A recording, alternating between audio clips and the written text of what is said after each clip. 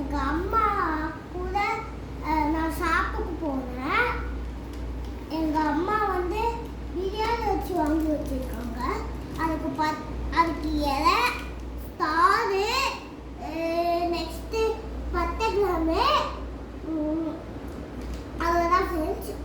இப்போது எனக்கு பிடிச்ச சாக்லேட் தான் வாங்கி வச்சுருக்காங்க எங்கள் அம்மா. எனக்கு பர்த்டே ஆகுது, அதுக்கு இந்த சாக்லேட் கவரு என் ஸ்கூலுக்கு போய் கொடுக்க எங்கள் அம்மா ஆர்பிக்லாம் வாங்கி வச்சுருக்காங்க. சாப்பிட போகும்போது வாங்கிட்டு வந்தோம். ஓகேவா? இந்த சாக்லேட் இதில் தான் எனக்கு மம்மி தர போகிறாங்க அம்மா.